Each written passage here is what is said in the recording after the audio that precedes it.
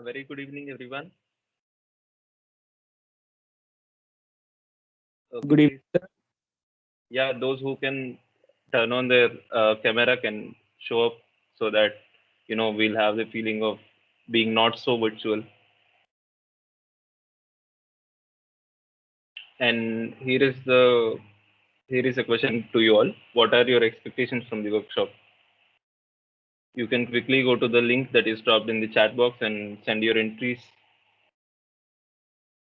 We already have a few entries here. Be stronger than ever. Healthy lifestyle. Control my mind. Surely.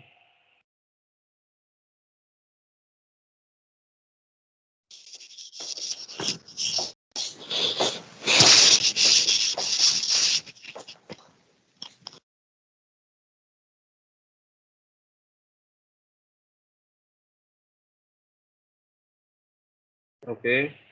Guys, please keep this interactive. Last year, we had an amazing workshop by the same name, Meditation 101. It was a three-session workshop, and the audience had a very amazing experience. But let me tell you, the key to that great learning experience was their active participation. You need to be actively involved here. Uh, Please, actively listen with all your focus here without getting distracted, and also please keep questioning whichever thoughts or feedback you have, please sending it on the chat box, and please feel free to speak up. This is not an online class, this is a workshop, so your involvement is very much important here. So please turn on your cameras if possible, and whenever you want to say something, please unmute yourself and you can speak up. Good evening, Sridharan.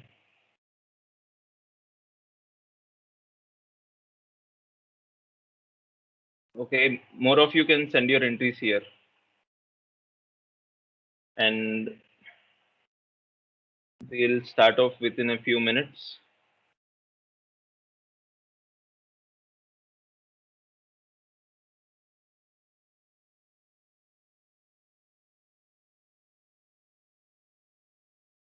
Okay, we already have 30 people here out of 160 registrations we have received.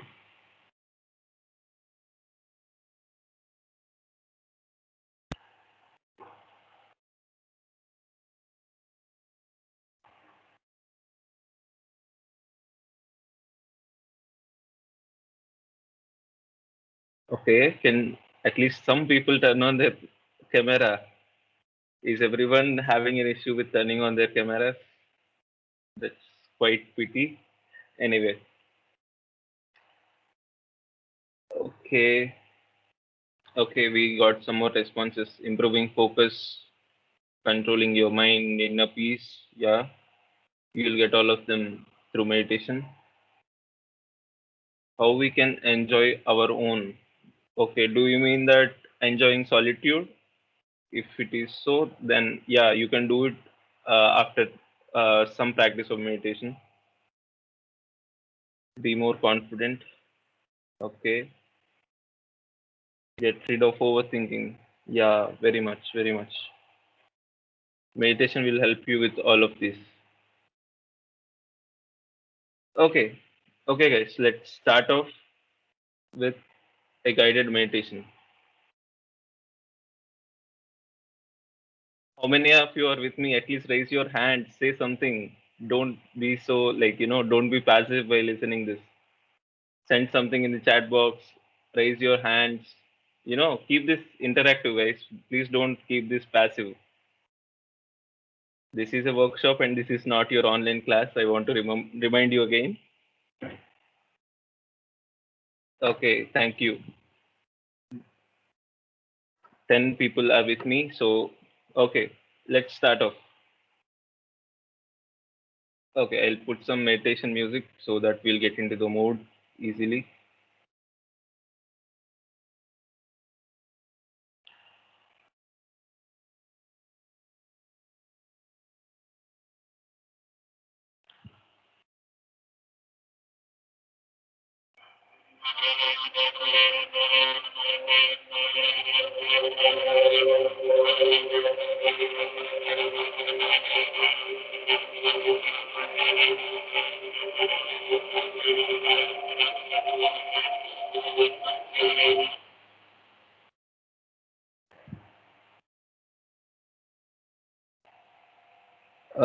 Can someone tell if they can hear some music? Yes, Yes, we heard. we could hear it. हाँ भैया आ रही है Yeah, आवाज. we heard it. Okay. Let's start off. At your own time, in your own pace, close your eyes and lower your gaze.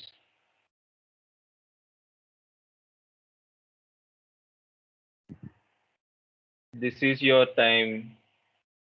This is your space. You are not ahead. You are not behind.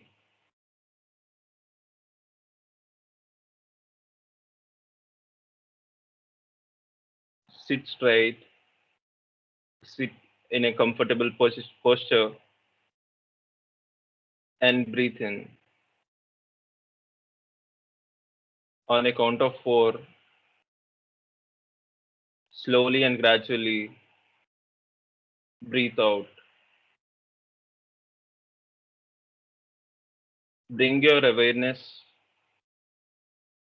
to calm, balance, ease, stillness, and peace.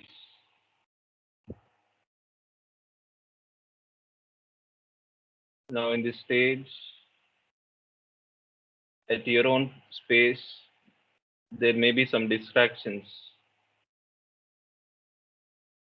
You just need to tend to them and bring your awareness back to calm, peace, balance, comfort, and ease.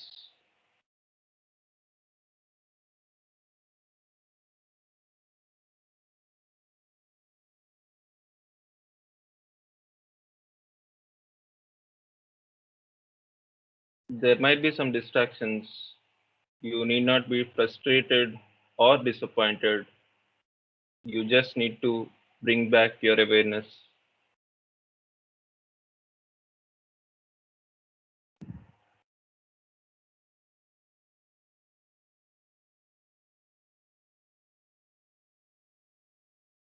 Now put your right index finger on the top of your head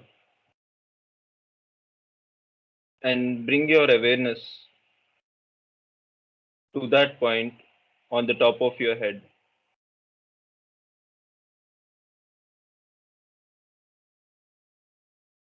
Become aware of your head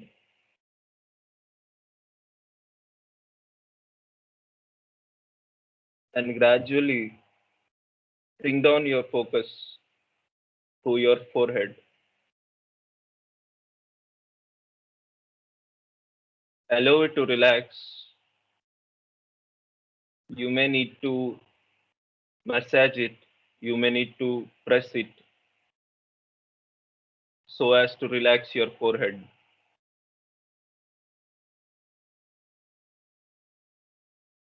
At your own pace, steadily bring down the awareness to your nose tip.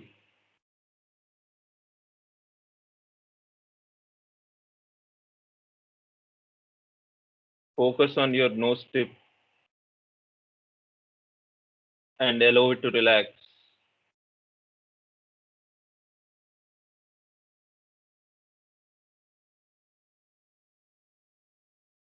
Now, gradually and steadily bring your awareness to your cheeks.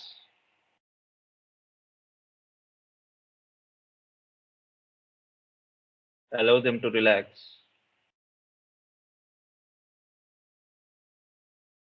Now take a deep breath in, open your mouth wide, breathe out, and close your mouth. Again, open your mouth wide, take a deep breath,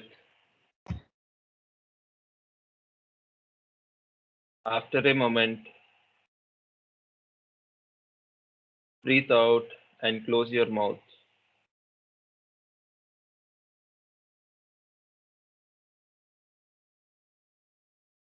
Become aware of your whole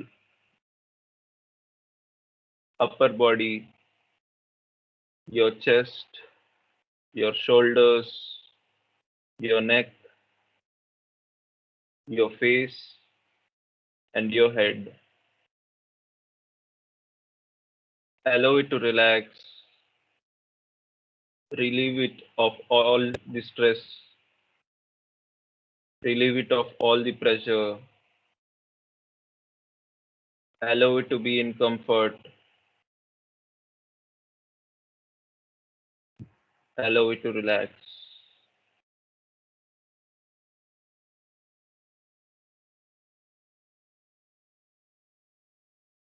On a count of four, take a deep breath in and breathe out.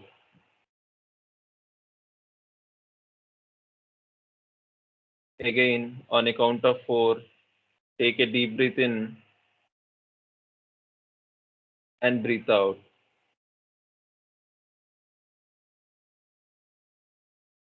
Now, on a count of four, take a deep breath in and breathe out rapidly.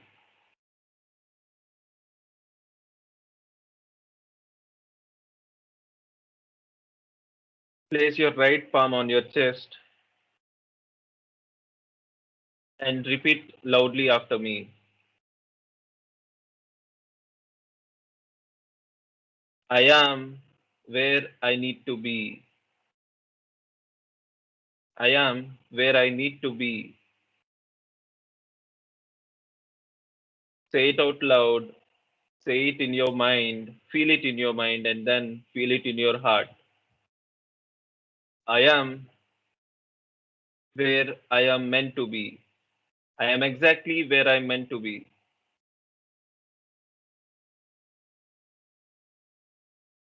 I am not ahead. I am not behind. This is my time. This is my space. And I am exactly where I need to be.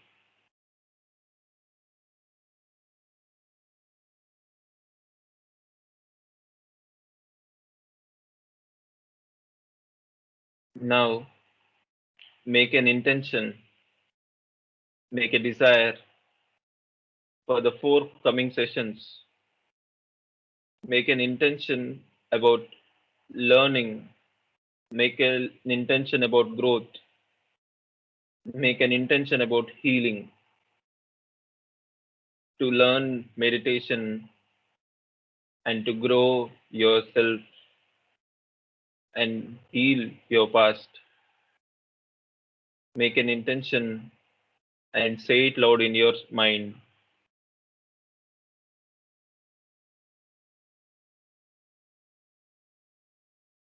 Again, straighten your back, free your arms.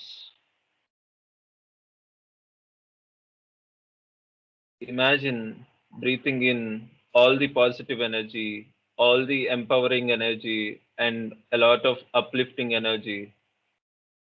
Take a deep breath in and feel the uplifting energy inside you.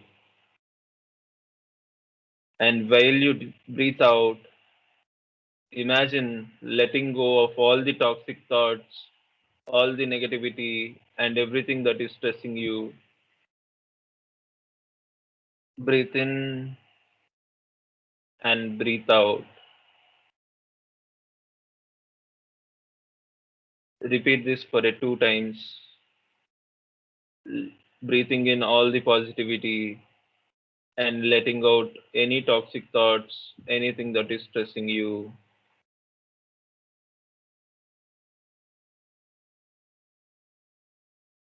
Gradually and slowly, at your own pace, at your own time, breathe in and breathe out.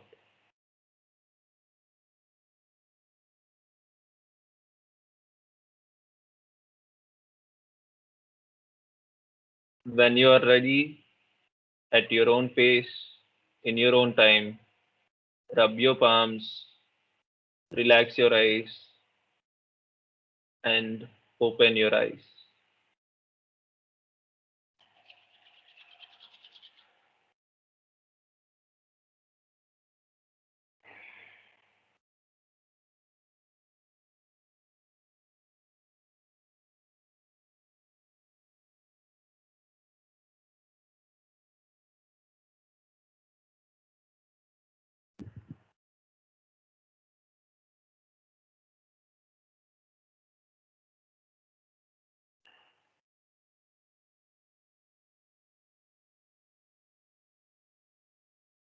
Okay, I hope at least a few of you followed the meditation. You can all tell me in the chat box how you felt. I felt it very rejuvenating. What about you? This might be a first time experience for many of you to do a guided meditation, but let me know how it feels.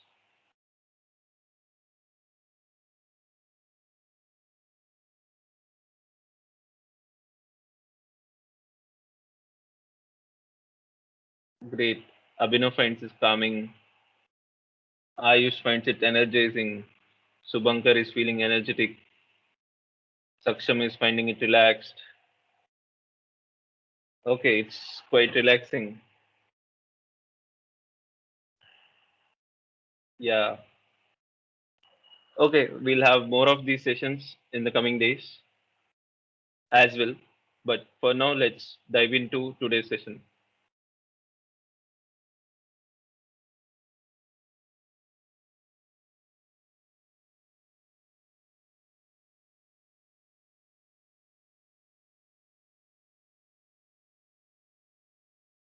Can someone also speak up?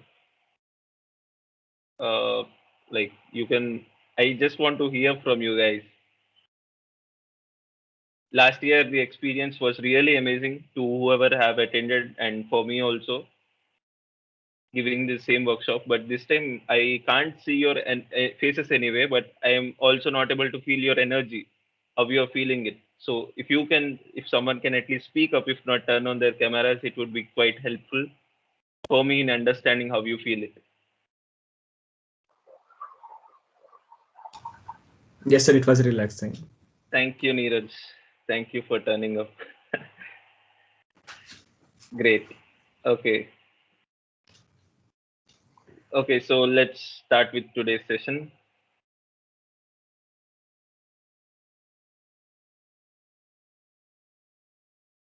Okay, first of all, I welcome you all to this fourth session workshop, Meditation 101, and I hope it will be a great learning experience to each one of you. Coming to the intro, I am Neeraj Alavelli, currently a student of Part 5 Computer Science Engineering. I've been practicing meditation for more than 6 years now, and I'm an avid reader, especially of self help and wisdom literatures. And I'm here to just humbly share some of my learnings and some of my realizations and some of the techniques I follow in meditation so that it may also be helpful to all of you. And to introduce about this workshop Meditation 101 is designed in a way so as to help the students, especially in learning and internalizing meditation as a habit.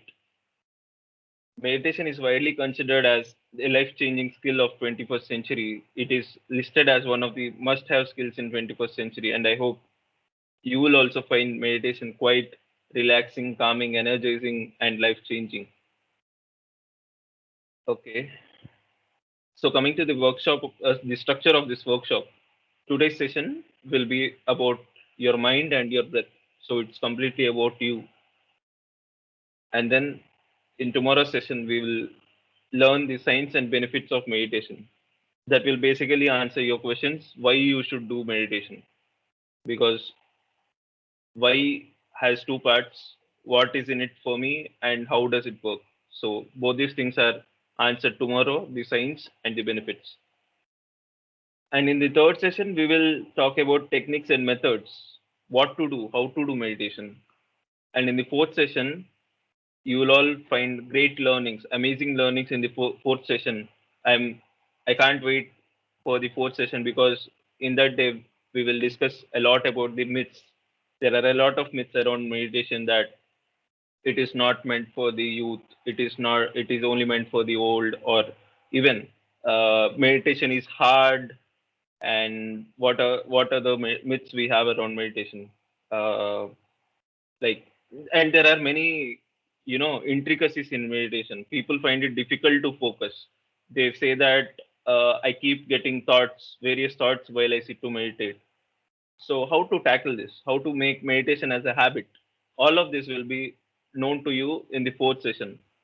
So this is the basic structure of the workshop, and I hope you all will stay till the fourth session and learn as much as you can in these four sessions. And to begin with, we have Yeah, a few will we words. Yeah, okay. Bhaiya, To will begin, we be discussing things like astral projection and other things? no, no, no, we won't be discussing all that. This is a meditation 101 workshop, so these are just the basics of meditation. We don't delve deeper, and if you wish to delve deeper, we can do that in the follow-up sessions we'll have later on. Okay, so begin with, as I have already told you, your active participation is the key to your learning and thus to the success of this workshop. Success of this workshop doesn't lie in the number of audience or in the how smooth the workshop went. No, these all parameters don't make this workshop successful. The success of this workshop completely lies in your learning. How useful was it to you? So from my side, I am putting all my endeavors to make it useful to you, bringing all the resources and bringing all the stories that will help you understand better. But the key lies in your hand. If you actively participate in these discussions, in the interactions, then rest assured that you will learn a lot about meditation and also change your life through meditation. So anyway, we have did the guided meditation.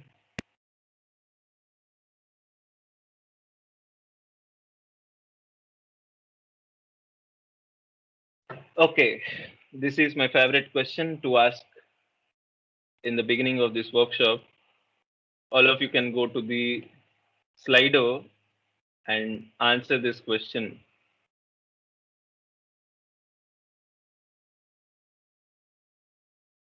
What was the first thing that you have learned in school? Whatever it may be, please send your answers. I want you to go to the Slido and send your answers there.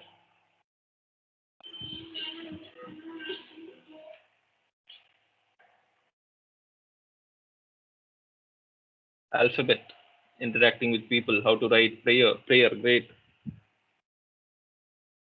Reciting school jingles, yeah.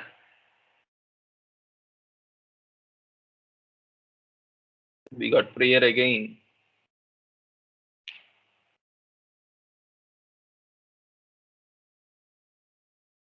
Come on, guys.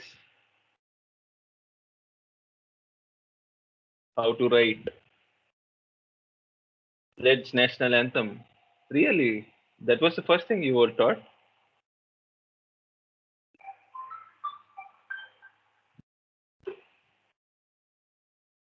Okay. The first thing I was taught was alphabet. Bhaiya, The can I alphabet. answer? Yeah, yeah.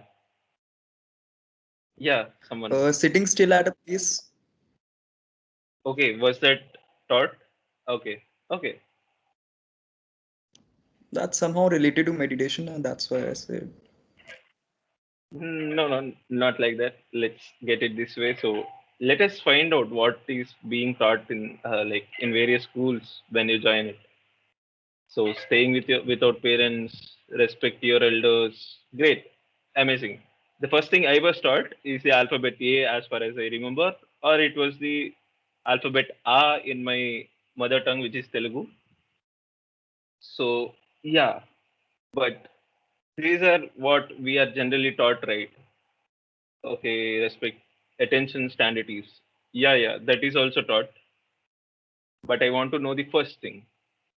So I am also a traveler by passion. So I've been to a place named Mayapur, which is near Kolkata in West Bengal, and there was a traditional Gurukul. Uh, and the and an amazing thing about this Gurukul is that the students there are a mix of people, like mix of children from about 30 to 40 countries, various countries, and they wear dhoti and kurta, even if they are kids like 5, 4. I think teaching starts there from at the age of 5. So even the kids of age 8, 7 from various countries, there are people from Ukraine, Russia, US, Australia, everywhere, from the Europe. So I got to interact with this with a few kids there, and something that intrigued me a lot. The first thing that intrigued me is that they are completely unaware of the external affairs. They don't read the news every day. Okay, fine. Maybe like I was intrigued that how can someone stay that way? Like, if you are studying, you need to be aware of everything that's going outside. And the second thing that intrigued me was what was the first thing they learned at school? The first thing they learned at school was not alphabets, was not numbers. It is how to breathe. It caught me there. Like, why breathe? Why why is it the first thing to be taught? Breathe is the only thing that stays with you from your birth to your death, from the beginning of your life to the very end of your life. Your parents may leave, your siblings may leave, your partners may leave, your partners may come into your life a bit late, but breathe stays with you throughout your life. And breathe also, your breath also dictates the mood, dictates the path of your life. You know, uh, you can, like, just recollect your own experiences. Sometimes when you get angry, sometimes you get afraid, you get fearful, or you get anxious. How do you breathe? Can someone tell me how your breath is when you get angry? Fast. Fast, Yeah, Very deep, it's very very deep and rapid. fast. Yeah, And it's rapid, right? rapid. Yeah. Whereas when you are calm, when you are happy, when you are contented, then how is your breath? slow and peaceful. Yeah, slow and peaceful. Next time when you get angry, try doing this. Next time when you get angry, try to control your breath. Like whenever you get angry, as you told, it gets a bit rapid. Then what you need to do is try to control it, bring it to the natural pattern. You can do it basically like counting on your fingers, like count on a count of 4. For a count of 4, breathe in. For a count of 4, hold, and for a count of 4, breathe out. If you repeat this for maybe 5 to 10 times, then you will really, you will find out that on one hand you will like your anger will reduce, and on the other hand you will be able to see the things clearly. My friends, most of the times we get angry either when we want to, you know push the blame on someone, or we want to criticize someone. And when we criticize in our relationships, many times it is the mistake of the circumstance. Like it's a circumstantial fault. It is generally not the fault of the other person. It is not the fault of yourself, or it is not the fault of some third person, but it is a circumstantial issue. When we think of it straightly, we want to tag someone as the as responsible for this mishappening. Whereas if you breathe, if you take a minute, if you pause there and you step a bit back and see the situation through a third person's shoes, you will understand that this is the mistake of the circumstance. This may help you many times. Sometimes there may be a real mistake by someone. I'm not saying that people don't do mistakes. People make mistakes, but things will fall into perspective when you take a pause. Next time when you get angry, do try this. Try to control your breath and bring it to the natural pattern, and you'll find out that your anger will recede. Okay. Okay, so this is about breath. It stays with you from the very start of your life until the very end. When breath becomes air, your body becomes like you become a body. Only the body stays there. People will call you body. They won't call you by your name. And now, do you know your breath? Okay. Now, raise your hands. How many of you know your breath? Like, if you think that you know your breath, you can raise the hand. Okay, Rohit Kumar knows, Ayush Agrawal knows, Ritika Mishra knows. Great. Yeah, can you अंदर थोड़ा सा question पे elaborate कर सकते हैं? मैं सवाल नहीं समझा मैं. No, इसको ऐसे ही लीजिए कि do you know your breath. आपको अगर लगता है कि मैं मेरा ब्रेथ को जानता हूँ, then you can raise your hand. In your own understanding, however you understand the question, I have no problem. Okay, fine. Yeah, Sridharan also pointed out that our breathing rate determines how long we live. Very true. Okay, let's try a few things here. The first thing I want you all to try is to count your breaths. Now again, sit in a comfortable position, and when I say start, begin your count, and when I say stop, end your count and put the count in the chat box. How many breaths could you count? One breath is one inhale and one exhale. Okay, is everyone ready? Come on, guys, say something. You can Yes, use sir, your Yes, raise your yes, hand. yes. Yes, Yeah, Priya, yes. this is what I want. Okay, everyone is ready, and let me tell you when to start. Till then, stay in a comfortable posture, and bring your breath to the natural pattern. Begin your count now.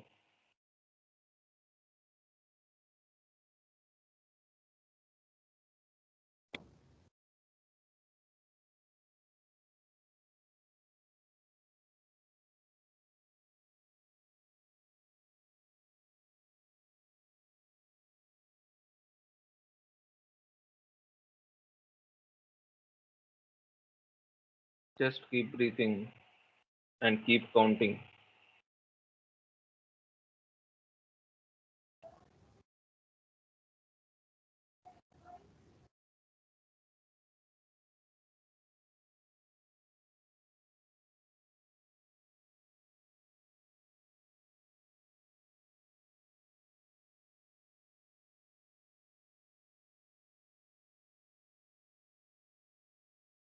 Stop the count and enter the count in the chat box.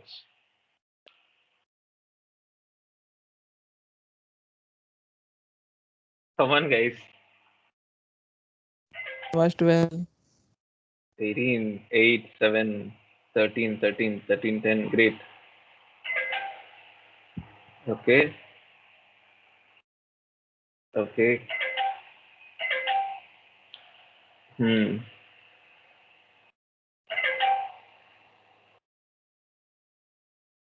Great. Anything between 10 and 20 is quite perfect for our age. Like, I hope you all are somewhere between 17 to 25, even if you are about 25 up to 30.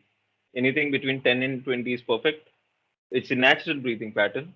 Whereas something below 10 may be a calmed breathing pattern when, like, when you are completely in rest, you are sleeping or you are completely at rest for quite a while, then it may go below 10. So I want you to do this again tonight before you sleep or Like, whenever you're going to sleep, just keep the count for a minute or two. Like, you can keep a stopwatch or timer, and you'll understand when it is 2 minutes, and find out your breathing pattern, whether it is between 10 and 20 or not, and what is the basic count you are getting. It may differ from person to person, not a problem. You just need to know it, because that's the natural breathing pattern we all have. Okay. Then, can you all tell me, without checking it right now, that when you breathe in, does your stomach come out or go inside? This is a quick fire question. I want your answers right away. Don't think of it. Don't experiment now. Tell me the answer. When you breathe in, Comes out. okay, Comes out. okay, okay. Aditya has his in. Okay, okay. It's quite interesting to see that most of you say that when you breathe in, your stomach comes out. Yeah, it's actually true that when Yes. you breathe in, it comes out. But when, uh, like in my very early yoga classes, when I was asked the same question, I was completely confused. I always used to think that this is how to breathe. Like, you should push your stomach and bring your chest out. That is how to breathe. But that was completely wrong, because to expand your chest, you need to bring your diaphragm down. When you bring your diaphragm down, your stomach will come out. Like, that's how breathing should happen. So when you breathe in, your stomach should come out. And when you breathe out, then your stomach will go in, push the diaphragm up, so that compress the chest, so that the lungs also get compressed and the air comes out. Okay, not a problem. No one is judging you here, whether it be in or out. You are right, because we have been breathing that way probably, but this is the time you should understand how breathe happens, and you need to change it. Actually, the thing is, most of the times breathe happens unconsciously, but when you are meditating, especially on breath, then you need to know what is the natural breathing pattern, so that you will do that way. Okay, let's go to the next exercise here. I hope most of you are sitting either in a cross-legged posture or on a chair. Now try this. Face your palms up and put them on your thighs, like this way. Your palm must face the sky or the ceiling. And now try to breathe.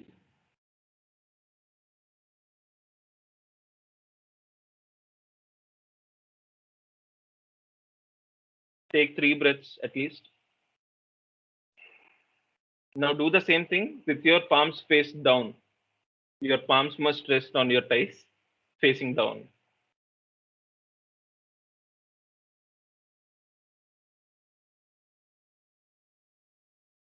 Do you find any difference here? I want you to speak up or enter something in the chat box. Do you find any difference in facing your palms up or facing your palms? When palms were down, I Hold took up. deeper breaths. Yeah. And when they were up, I took not that much deeper. Okay. Anyone else speaking up? When they were open to the sky, how was your breath? It was a little aggravated, like थोड़ी सी difficulty थी, मतलब हल्का सा difficulty लग रहा था उसको breathe लेने में. जब palms down थे तो काफी calm था. Okay. Okay. I felt the opposite. Like when it was up, I felt easier, and when it Yeah. was, I felt difficult. Okay. Saksham and Abhishek, are you sitting in a chair, or are you sitting on a cross-legged position? On a chair. Okay. When you sit on a chair, and if you are facing up, you will take more amount of volume. You will take more volume of air, and when basically Hello. your breath will go deeper inside. And when you are facing your palms down, then your breath won't go so deep. It will just go till the chest or something like that. So the effective volume is reduced. So breathing lesser volume may be comfortable, may be easier, but when you are facing up, it's actually easier because Hello. a lot of air can go inside. Yeah, man. Yeah, man. We can hear you. Yeah, actually, I did this while I was in a cross-legged posture, and I tried to hold my breath Okay. after the full inhalation. Like one time, I did it when my palm was facing upward, and Okay. the another time, I did it when my palm was facing downward, and I hold the breath after taking Okay. the full inhalation. Then I Okay. noticed a clear difference that like when it was facing upwards, the air was like going into the right lung, like that portion was heavier, and when it Okay. was facing downwards, the air was filling up more in the left part, like because that part was paining. Interesting. So that was my experience. Like when you hold it Yes. there, then you will Yes. see it clearly, right? Interesting. Okay. So from this, you can understand that your breath itself is quite mystical. You all might be 18 or 20 years already, maybe 25, 30 also, because we have people joining from PhD programs as well. But till this point in life, how many of you have ever thought about your breath, which is quite mystical? Like, did you ever try to experiment this way, up and down, in and out? Did you ever experiment this? Actually, there was a class in our human values. Like sir Okay, explained over breath, so obviously we actually tried in our batch. interesting. So, human values class was some months ago, right? Yeah. Yeah. No, Well, someone we had it 2 weeks ago. yeah, yeah, maybe. I just want to say less than some months ago, less Okay. than a year ago. Okay, so here I want to make a point to all of you guys. Just the way I told you that the children in Gurukul, the kids, are completely unaware of external affairs. You know, whereas we people who go through general schooling and go through a prestigious engineering college, uh, we are very much interested in the external affairs, whether it be about the college affairs, when is the college opening, when is the fest going to happen, when are the exams going to happen, and whether it be about the nation, what are the updates with the protest, what's going to happen in tomorrow's test match, and everything, everything from your college, your batch, to everything in the world. We are quite interested in these external affairs. Nothing wrong. I won't condemn you for that. But let me make this point that you need to be at least equally responsible, at least equally interested in your internal affairs. You need to be, you need to give your time and efforts in understanding your internal affairs, what's happening inside you. And let me tell you, this will be an rejuvenating experience if you do this every day. If you can give 10 minutes a day or 5 minutes a day to sit with just yourself and only to think about your thoughts, only think about your body, how it's functioning, and just marvel at how things happen. You can think about your heart, how it's pumping blood every day, all the day long. Even when you're sleeping, your heart keeps pumping blood. Marvel at these minor internal affairs inside you, and you will find out that it is quite, what can I say? It is quite relaxing and it is quite calming. And one more thing about this workshop, I forgot to tell you that in this workshop, I'll introduce you to a lot of things which you may or may not be aware of. If you are already aware of it, don't just push it away, just listen it again. And if you are not aware of it, try to understand it. If you understand it, it's fine. If you have some questions, ask me in the end. Otherwise, take it with you, practice it, try to do it, and come tomorrow with the questions, and I'll be happy to discuss all the things. Many things which we discuss in this workshop right now may not be, you may not understand them right away. You may have to delve on them. You may take some time to understand it, but it's important that you take that time. You must give some more time than just this 1 hour to understand what's being discussed here. And with this, let's move from breath to what's meditation. You all are here to learn meditation, understand meditation. So what is meditation? As such, there are a lot of definitions. You can find some definitions in the Oxford, and other than that, if you go searching about this, there are many traditions which teach meditation, and each of the tradition may have their own definition to what meditation is. So a basic definition is to bring your focus onto something intentionally and consistently for a period of time. Like, suppose you are meditating for 5 minutes, then all you need to do is pick a point, pick an object of meditation. This object of meditation can be your breath, it can be some mantra, it can be some chant, or it may be any object as well. You need to bring all your attention onto this object, on this object of meditation. And the nature of, I'll come to that part, but all of the people who try meditation, their experience is that I can't focus on it. Like, my focus keeps wavering, going here and there. So meditation is basically just to bring it back. It's not that you should keep it there only. It's not like that. It's not that you should keep the focus at the same place. Meditation is the practice that whenever your focus wavers, bring it back. Again, it goes to some other thing, bring it back. It is about bringing it back rather than putting it somewhere. I hope you understand this. Also, on a subtler level, on a deeper level, another understanding of meditation is that it is basically meant to perceive your deeper truths from within, to understand and realize what's within. Meditation is about that.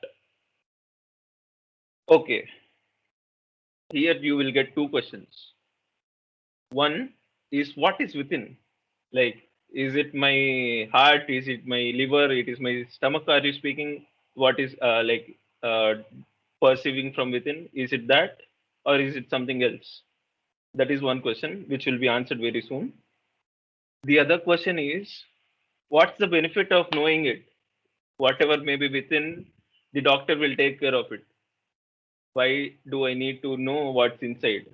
If what's inside is just the kidneys, just the liver and stomach, all this stuff. So these two questions, one of the questions will be answered very soon, and I'll try to get the answer from you people. Whereas the other question, what's the benefit of knowing what's within? What's the benefit of meditating will be answered tomorrow, right? Let's get ahead.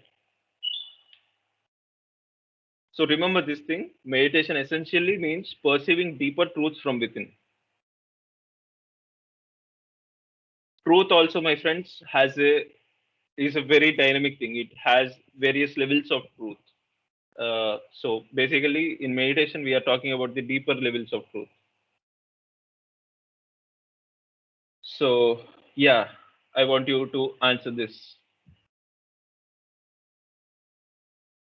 This question you might have come across while talking to your friends, just as a joke or just as a prank.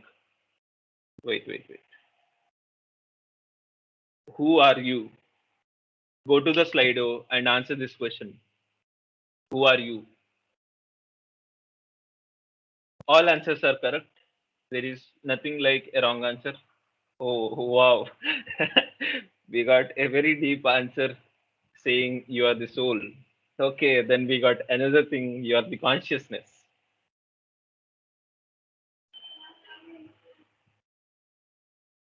What next? Come on, guys.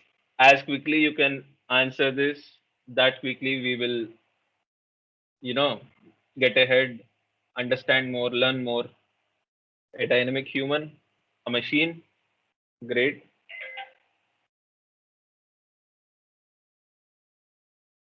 Okay, you're a human.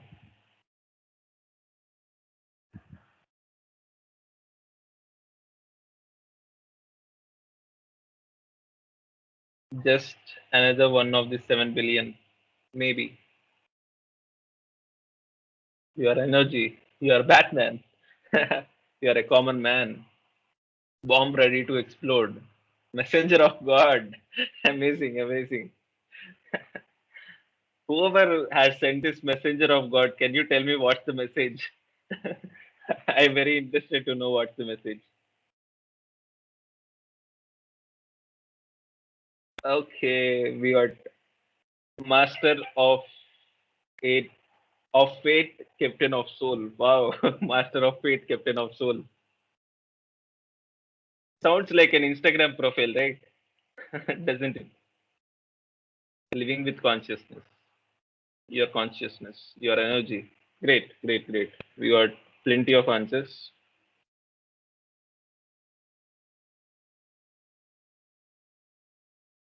Fingers trying to grasp naturally. I didn't understand. Okay, it was a past answer.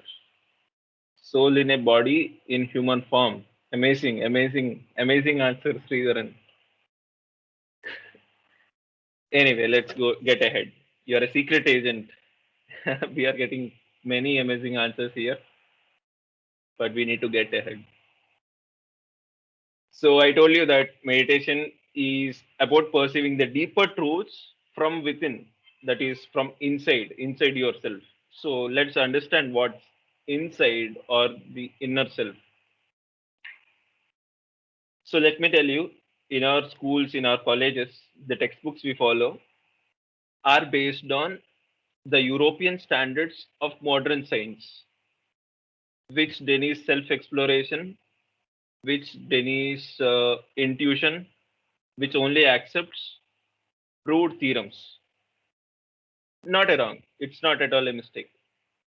But the problem there is that becoming arrogant or becoming blinded that this is all, you know.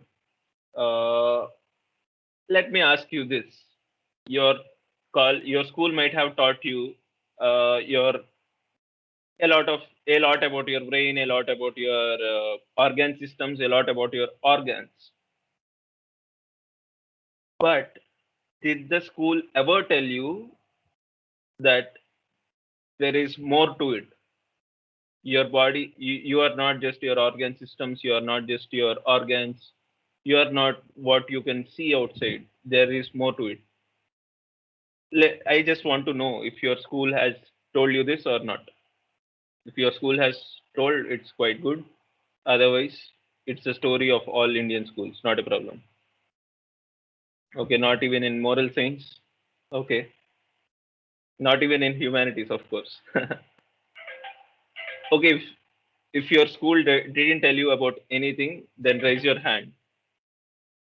Even my school didn't tell me much.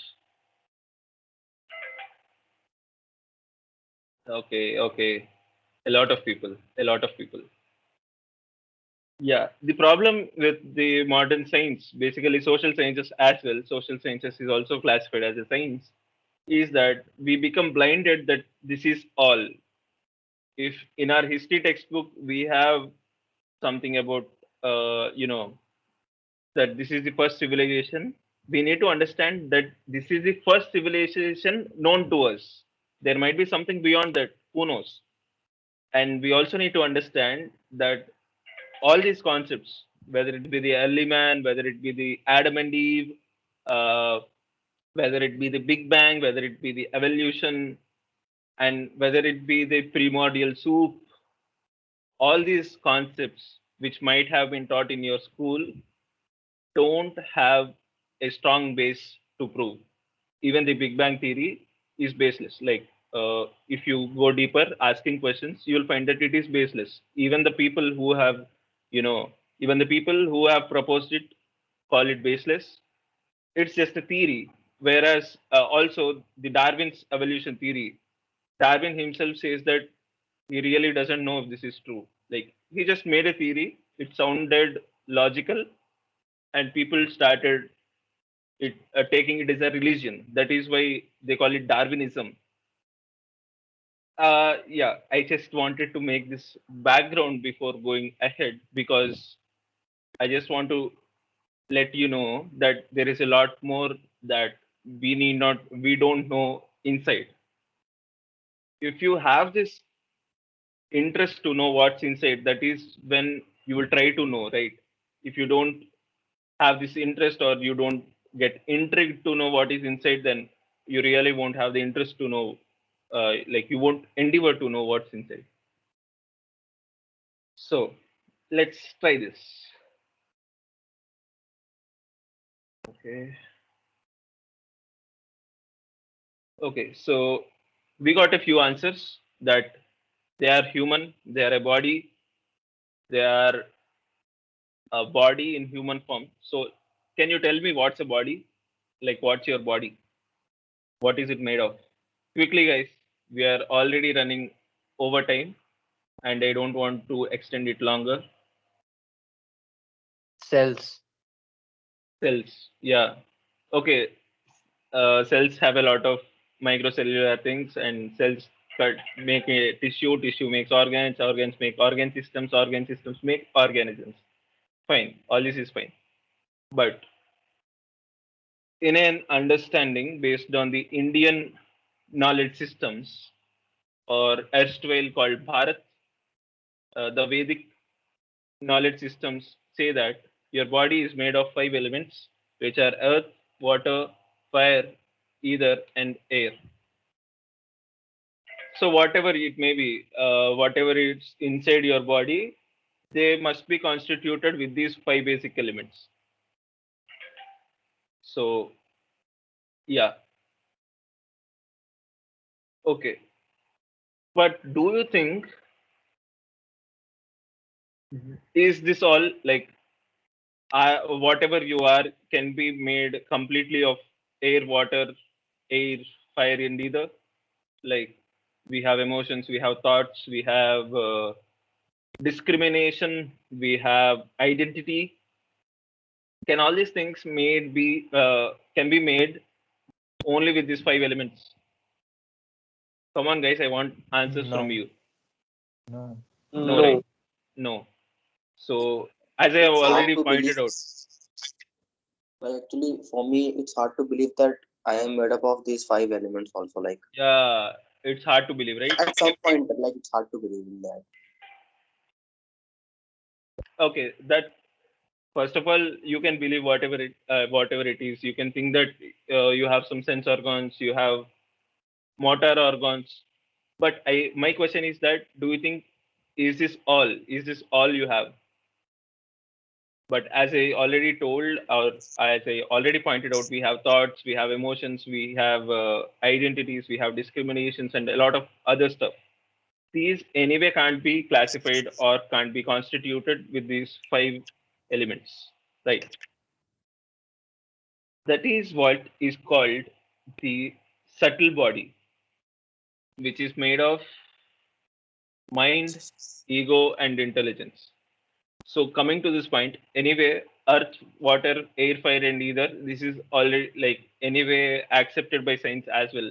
Like these are the basic constituents. But when it comes to mind, ego, and intelligence, there is a lot of debate that goes on. If not debate, there is a lot of confusion.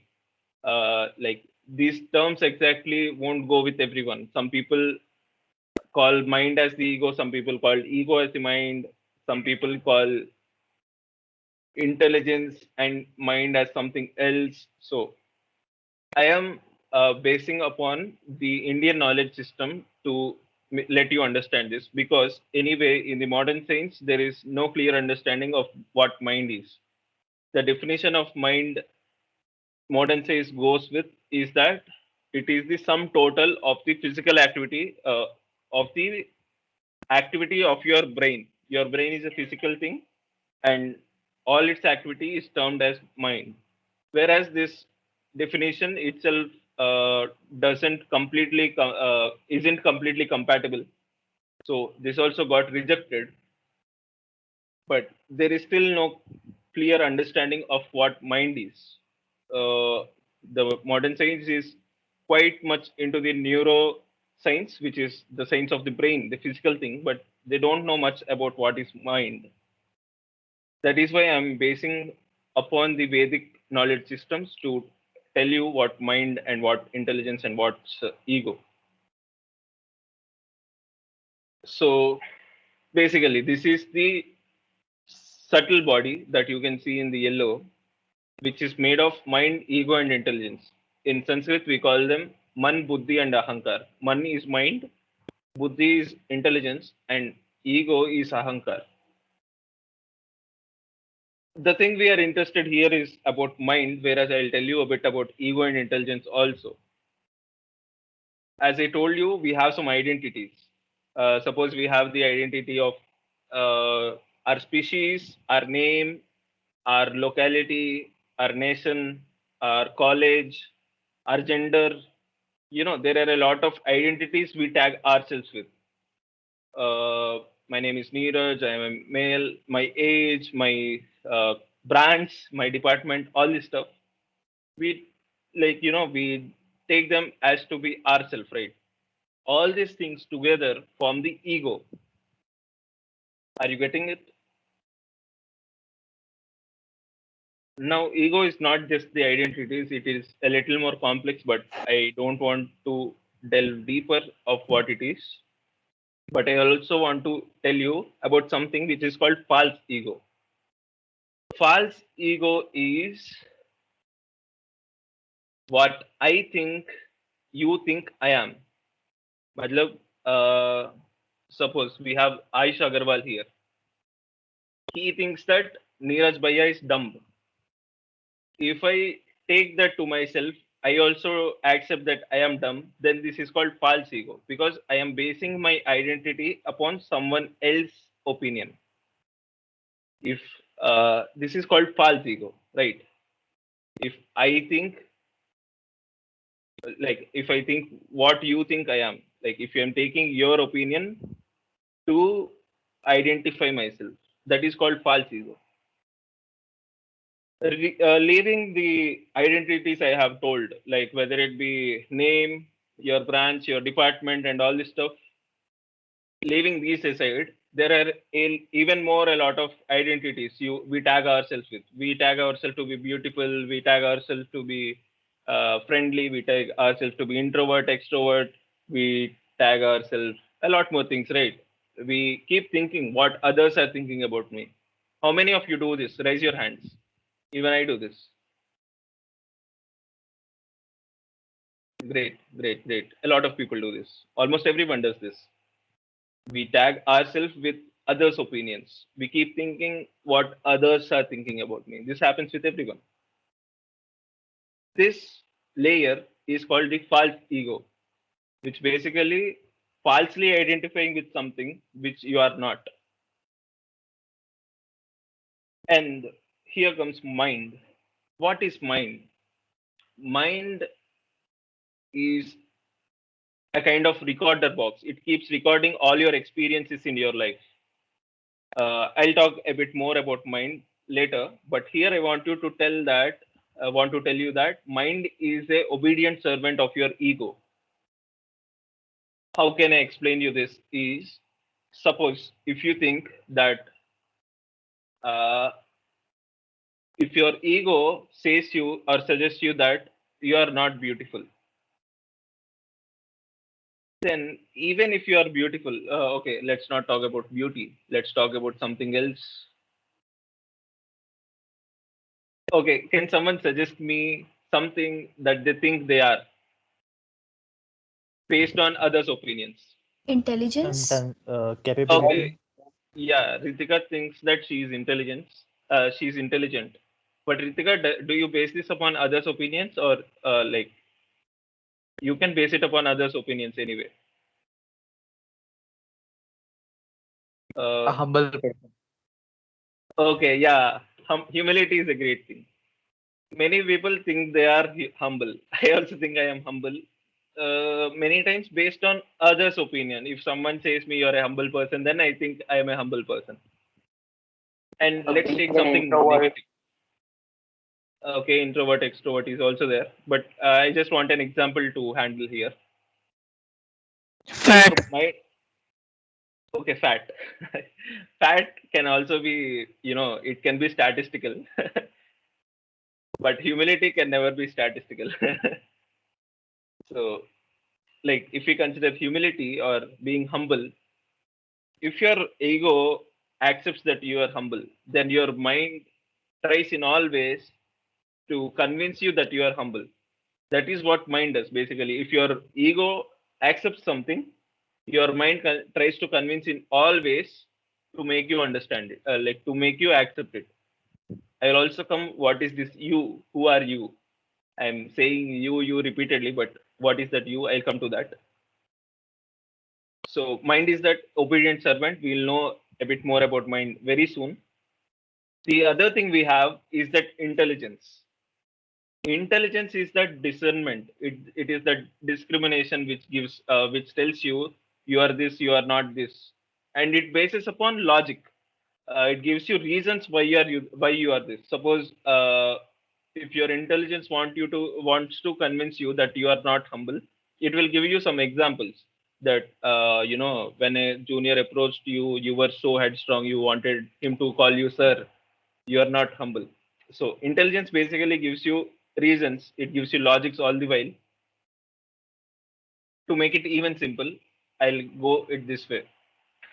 Suppose you are passing by and you see an ice cream parlor and you came across a butterscotch cone, very delicious, brand new in the market.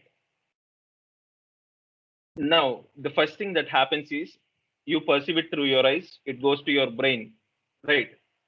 And your brain analyzes it, its color, its shape, its taste, all the stuff. How do you know its taste? Even before eating, you have a mental image. You have a mental image of eating that ice cream and feeling its taste, right? How many of you have experienced this? Even before you eat, you imagine it in your mind, and this is where mind comes in. It brings the past experiences from all the past, and it says you that this is going to be tasty. You must eat this. And what your ego does is it actually identifies you to be the owner, or you are someone who deserves eating it. That is what ego does, and mind insists on eating it. And if it is winter, your intelligence will silently whisper that, bro, winter here. You'll catch cold if you eat it. If you have witnessed this many times, uh, especially in COVID time, if you want to eat something outside, there is one silent voice inside which says, "Bhai, risk nahi lene ka, COVID hai." Okay, so that's intelligence, which silently says you something. Sometimes it may be loud also, depending on, there is this famous story of good dog and bad dog. If you feed the good dog more, then it will be louder. But what happens in the current society is that, first of all, we don't have this discrimination between good dog and bad dog. Even if we have the discrimination, the society feeds your bad dog a lot, through the media, through the social media, through the way people interact with you. Your bad dog is being fed all the while. So, okay, let's get back. I hope you got a slight understanding, at least, if not completely understanding what mind, intelligence, ego is. We can talk about it more and more. It's an infinite subject. But all the while, I have been speaking of something called you. I have been saying you a lot of times. So, what is that you? You is, or I is the seer who is seeing or who is feeling. That seer, that the entity that is feeling or that is thinking is called soul, or soul is an English word which is the nearest thing to Atma. And based on the understanding provided by the Vedic knowledge systems, your Atma is made of Sat, Chit, and Ananda. This can actually be experimented right away. Sat means eternity, Chit means consciousness or knowledge, and Ananda means bliss. Eternity, consciousness, and bliss, or eternity, knowledge, and bliss. How many of you, if not always, have some curiosity to learn things? Learn anything, whatever it may be. If there is something somewhere, you want to know what it is. Can you tell me where this curiosity comes from? Anyone? Like, where did it come from? Okay, let's not talk about this. Let's talk about something which everyone has. How many of you don't want to age? How many of you don't want to get those wrinkles, get those gray hair? How many of you don't want to have this?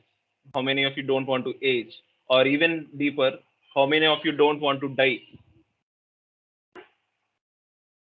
I hope all of you don't want to die, right? Unless you are in a deep depression, we don't want to die. Where does this desire come from? Where does this desire to not die come from? Did anyone think of this?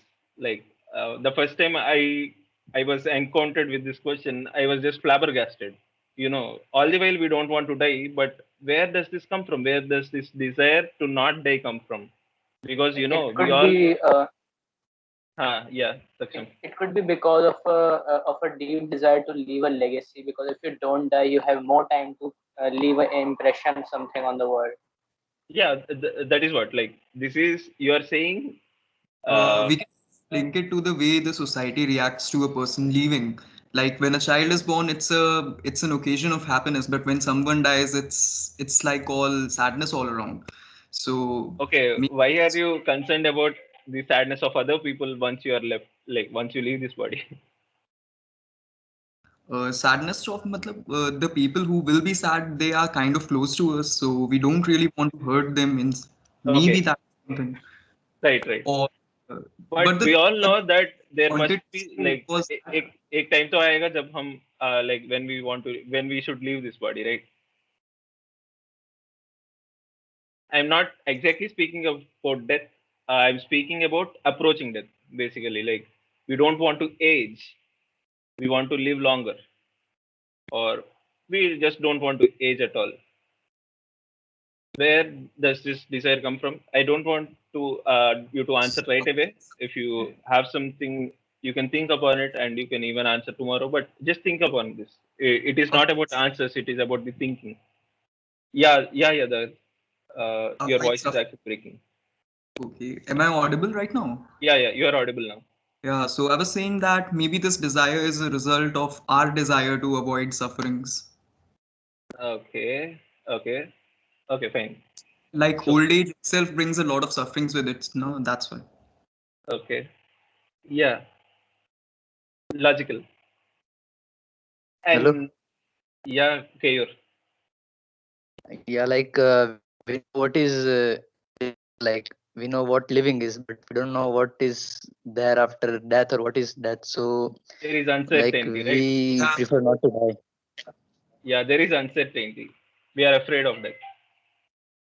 Or we are afraid of uncertainty, basically. Yeah, that's a valid point. Yes.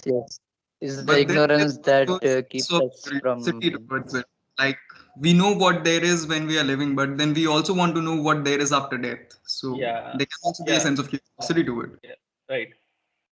Okay, now let me come to the third question. How many of you want to be happy? You can raise your hand. Everyone. It's not that you all like your complete focus is on being happy, but how many of you want to be happy, given a choice to be happy or sad? Okay, those who didn't raise their hands are either not listening or I don't know why they didn't raise their hand. So yeah, all of us want to be happy, right? This is basically the common traits. We want to live long because there is something inside that is eternal, and we want to be always happy. Like we want to be happy always because there is something inside that is filled with happiness. And there is another thing which is curious about knowing because it is filled with knowledge or it is conscious of everything. That is called soul or the Atma, which is made of Sat, Chit, and Ananda. It is eternal, that is, it has no death. It is conscious and it is knowledgeable, completely knowledgeable. And also it is filled with Ananda, which is eternal bliss. So this is a basic, like this is the understanding we get from Vedic literatures. I don't want like I am not asking you all to accept this right as it is. I just want you to ponder upon this. Like, how is it so? Like, is it true that I am a soul? Is it true that it is filled with Ananda? I just want you to think upon this, inquire about it from from some authentic sources, not on the internet. Now let's move on to the point of our interest, which is mind.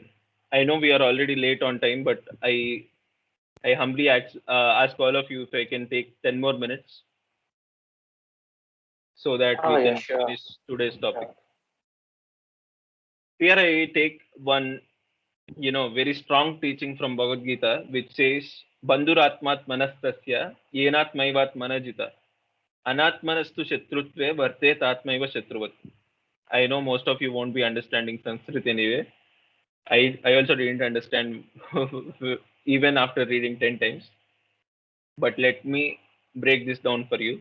Bandhu is something we all know, right? Bandhu means friend or relative, something like that. And then the first Atma here is yourself. And the second part, Atmat, Manas, like T is just a conjunction there. Manas is your mind. So basically, the first line is saying that mind is the friend of that person or the self, yenat maivat manajita, whichever soul has won over his mind. Like if a person have won over his mind, conquered his mind, then mind is the best of his friends. Bandhu means best friend. It's not just friend, it is best friend. And then anatmanastu shatrutve. But if he didn't conquer and there is still some enmity with mind, then know that mind is the greatest enemy. Mind will remain the greatest enemy unless it is conquered. This is a very deep verse from Bhagavad Gita. We won't understand it right away. We will take some time to understand, but take this with you, ponder upon this, and contemplate upon this, and try to understand what this is saying. You will get a better understanding after I move a bit ahead when I introduce you more about mind. So you all can take a screenshot if needed of this. It is Bhagavad Gita 6.6. You can search it anywhere, you'll find it. For him who has conquered the mind is the best of friends. But for one who has failed to do so, his mind will remain the greatest enemy. Right? Bhaiya, I Let's want move. to ask something. Yeah, sure. If mind is everything that is controlling everything, who is controlling the mind? Like everything we are doing is being controlled by mind, but who is controlling the mind? So that this thing about controlling mind. Okay. It's not exactly that someone is controlling mind. A lot of things influence mind. It is a deeper topic, but to understand it at a basic level, as I already told you, mind is the obedient slave, obedient servant of your ego. The identity you take upon yourself, mind is its completely obedient slave. It's like Kattappa in Bahubali. You all remember, right? Kattappa, why Kattappa killed Bahubali? So it's like Kattappa. It's completely obedient slave. Whatever your ego accepts or says to do, it just does that. So in one sense, your mind is controlled by your ego, but ego doesn't really want to control your mind. Ego just accepts something, and mind, just by its own interest to be a slave of ego, it tries to, you know, uh, make you get convinced of what your ego has accepted. You'll understand better only upon your own contemplation. Maybe you'll need some more help in understanding it, but you'll get it clearly in your mind. Like, you get it clearly once you contemplate upon it, once you, witness things in your own life. Okay, moving ahead, let me tell you a few characteristics of mind.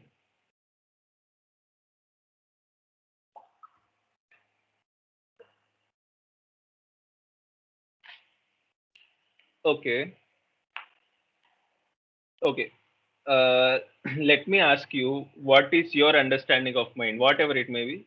You all know the word mind, right? By now, you all know the word mind. Even before coming to this workshop, you know this word mind. So I want you to tell me, what's your understanding of mind, whatever it may be. Anyone? I want a couple of answers now. Anyone? The Kuch bhi genesis batao. of thoughts. The Genesis of thoughts. okay, Genesis thoughts.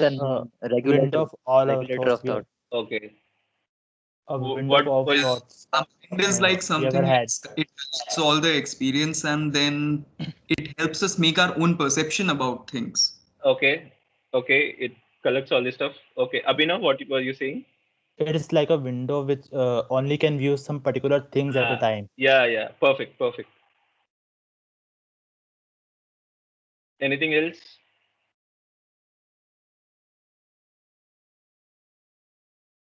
Okay.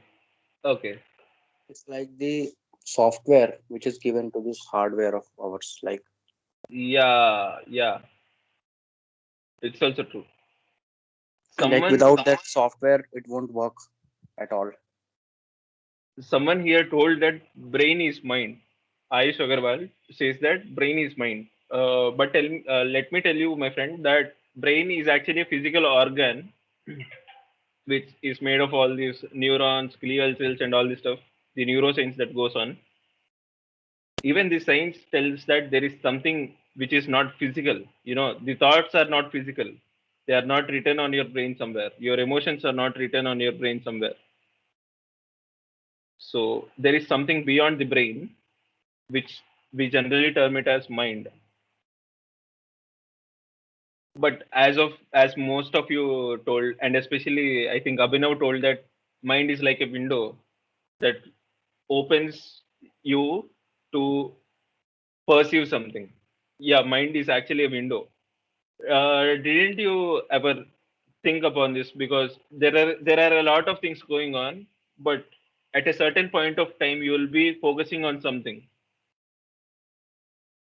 Uh, even it be like you have an assignment to be submitted tomorrow, but if someone pings you on Instagram, or if someone shares some memes, you will be interested to see those memes, and you will be indulged in seeing those memes, like, right?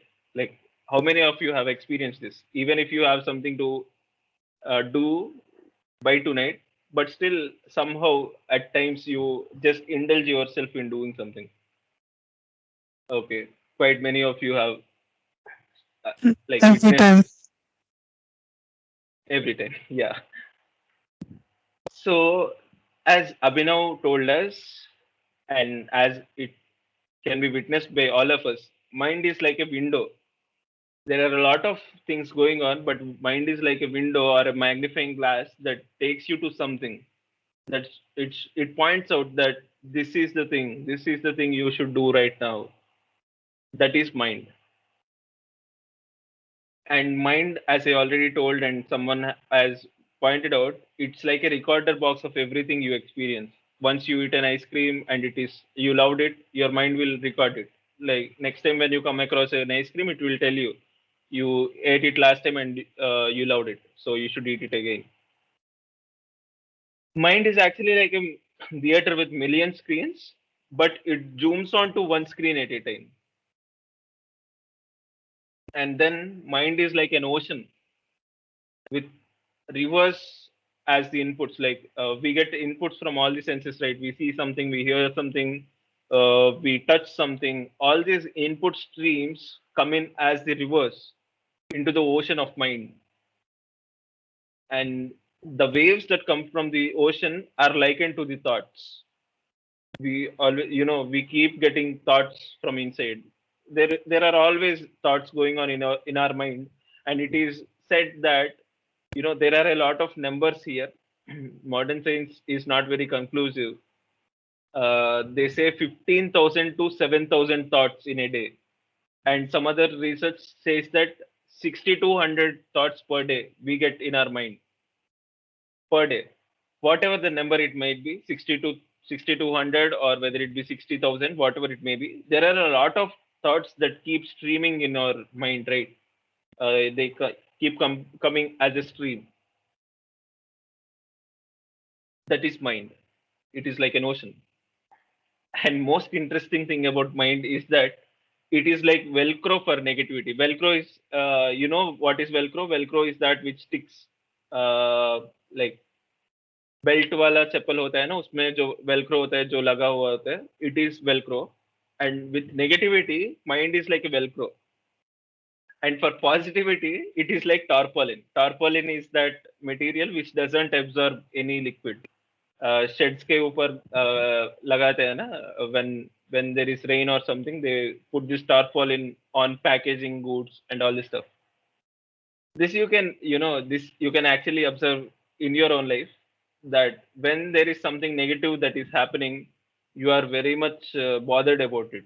Even whether it be a small thing, you are very much bothered about it. If you posted some picture on Instagram, or you shared a video on YouTube, if there are 100 likes but there is one dislike, you will be more interested to know who disliked it rather than knowing who were those 100 good people who have liked my video. That is mind, which is like velcro for negativity, and it is tarpaulin for positivity. And mind is like a monkey which is unsettled and is always mischievous. It keeps jumping from here and there. And I already told you that it zooms into one screen like a magnifying glass or like a window, and that is mind, which is like a magnifying glass. And mind is actually dangerous. Okay, I told you a lot about mind. Can someone point out why it is dangerous?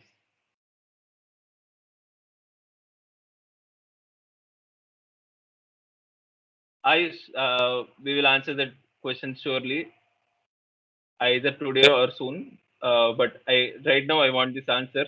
I have told you a bit about mind, but can you tell me why is it dangerous? I think when mind is uncontrolled, then it will let loose all the threats of our sense organs. Then Yeah. we will move towards the things that our sense organs like mostly. Yeah. By eyes, we try to see all the movies, and by ear we try to listen all the songs, Perfect. and by tongue we try to eat all the tasty food. Yeah, Abhishek. So we can damage ourselves a lot. Yeah, a lot. Right. And in the same way, in the example I have given, amidst winter also, your mind will tell you to eat ice cream, whereas it is not healthy for you. And Yadav, you were saying something?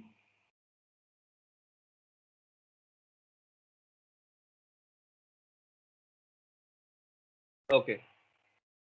Okay. I'll give you another example. Tonight there is a submission, but right now your mind wants you to do something else. It wants you to go to the Instagram and check out the feed, or it wants you to check out the WhatsApp, whoever has messaged you. Did your crush reply to your message or not? All this stuff, your mind keeps reminding you, even when you have some important things to do. Many times, based on the control that we have on our mind, we will try to manage it. Like we will tell our mind that अभी नहीं है, उसके लिए बाद में time है. This is the time for something else. That is how basically we manage our mind. Here, I want to leave you all with the characteristics of mind. I don't want to delve deeper on mind management, which we will slightly cover in the coming sessions through meditation. But right now, I just want you to ponder upon your mind, what all things it does and how it is dangerous. Whatever the name you may give, in English we call it mind. Some people may call it something else. But you all know, right? There is something inside that is sending you thoughts, that is sending you, that is always catching up negativity. You all know that there is something inside. Whatever you may call it, you may call it mind, you may call it man, you may call it anything, any name you may give it. Even you can call it Chanchal because it is always jumping from here and there. So give it a name called Chanchal. We all know that there is something called Chanchal inside, and I want you to ponder upon what this Chanchal does inside. And here I want to end the session, but as we are already over time, I want to postpone the question and answers to tomorrow. Tomorrow before starting the session, we will take the questions surely. Till then, you can keep pondering upon your thoughts. And I thought that we should end this session with a short prayer, which is in Sanskrit, but it is not sectarian. It doesn't have anything to do with any god. So, how many of you are with me? You can raise your hands. If you are okay, if we can postpone our question and answers to tomorrow and we end this session with this prayer. Okay, all of you. Perfect. Okay, you can repeat after me.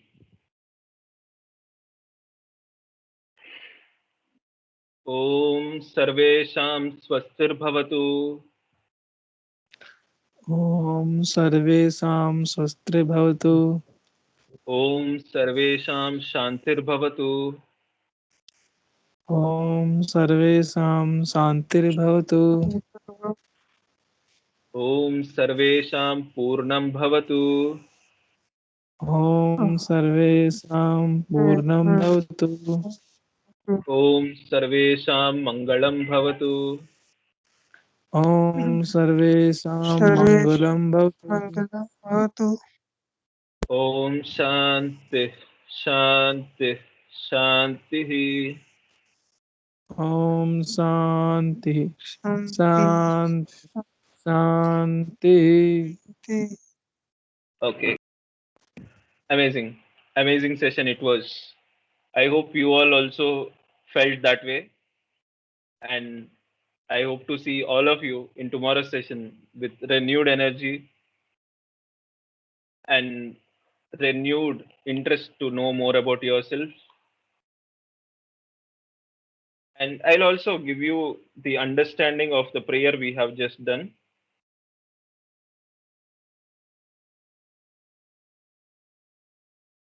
The first line goes, Om Sarvesham Swastir Bhavatu. Sarvesham basically means in all, everyone. Inside, like it's about in all. Swastir Bhavatu. Swasti means well-being. We are praying that may there be well-being in all. And then we are praying that may there be peace in all. And then we are praying for Purnam, which is fulfillment. May there be fulfillment in all. And in the fourth line, we are praying about auspiciousness. May there be auspiciousness in all. And the last line is actually a point of interest. I don't know how many of you have questioned it anytime. We say it 3 times. Shanti, Shanti, Shanti. Shanti means peace basically. But why are we saying it 3 times? Does anyone know? because there are 3 lok. Okay, that may be a logical answer, but that is not the Maybe right for answer. the mind, body, and soul. This is also not the right answer.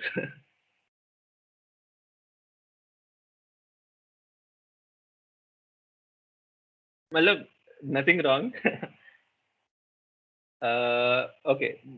Why we say it 3 times is because we want to have peace individually, like within myself or in each person, we want to have peace. And then we want to have peace collectively when people come together, whether it be a congregation, a meeting like this, we want to have peace there. And the third thing is universal peace. The whole universe as a whole be at peace. This is the prayer. Om Shanti Shanti Shanti. Simple prayer, right? But the intention there is, what matters there is the intention, not the language also. Language is important, but the most important thing is the intention. We want Shanti individually, we want peace collectively, and we want peace universally. That's the meaning of this poem, verse. And in the coming 3 days also, we will end with this verse or something, some similar prayer, which is not sectarian. Like, I am not against being sectarian, but in the interest of audience, I am not being sectarian here. So that ends our session today. Tomorrow we will be talking a very interesting subject about the science of meditation, how it actually helps. A lot of people tell you that meditation helps, meditation does this, meditation this, does that, but how does it actually do? How does it actually work inside you? We'll be learning about that. So I am excited to meet all of you tomorrow, and I hope you are also excited to come to learn more on this platform tomorrow at 7 p.m. We have some more questions. Will the slides be given? Yeah, they will be given. And we'll also have the recording shared on YouTube.